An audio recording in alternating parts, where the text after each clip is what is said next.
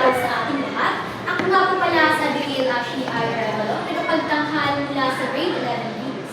Ang aking piyesa ay pinamagatang, Babae Ka, ang ilaw ng pag-asa. Uy, may alam ako, dun ka na lang sa bahay niyo, magsilbi, maglinis. Kasi ganyan naman dapat, di ba? Babae ka lang naman. Babae ka lang naman.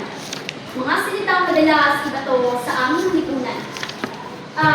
Babae, di ba? Mahina mga yan, salitang nakakadurog ng puso at isipan. Tumahimik ka! Sabi ng mundo, sanay mamusga. Babae ka lang. Wika ng panahong puno ng Buda. Pero paano naging lang ang buhay na nagbibigay kulay kung sa tibok na ina nagsisimula ang bawat tagumpay? Sa bawat higlaan ng kasaysayan, may mga kwentong tinatawag. Mga boses ng babae na noon ay pilit na nilalayo. Sinabihang lina, sinabihang manatili sa tabi, parang bituin, tinakpan ng ulap sa gitna ng gabi. Ganyan ang aming naranasan noon sa kamay ng batas. Ikinulong sa madilim na landas at inayaang hindi makalabas, tinanggalan ng pwersa at lakas. Paulit-ulit na tanong sa sarili, kailan ito magwawakas? Oo, babae kami. Babae lang naman kami. Pero katulad nyo, mayroon kaming silbi, mayroon kaming ipagmamalaki, mayroon kaming kakaibang talentong nakatago sa aming sarili. Hanggang dito ka lang, sabi ng lipunang may takot. Parang pader na itinatayo upang pangarapin maikot. Pero paano kung ang babaeng tahimik ay magsalita? Paano kung ang pusong sugatan ay tumindig at lumaban na?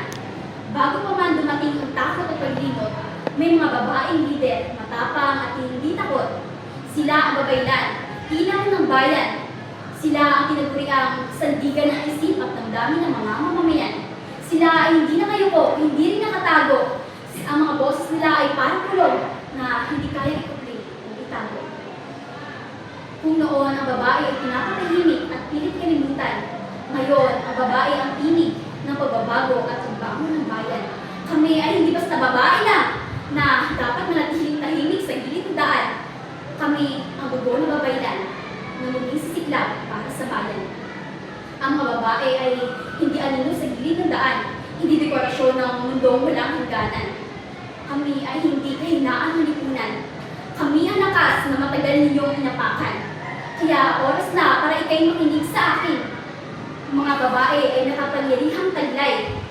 Ang kaya mo ay kaya rin nila, kaya tanggalin mo ang mga piling mo sa iyong mga mata. Dahil ang mga babae ay hindi basta babae lang. Dahil sila ang sigaw ng bayan.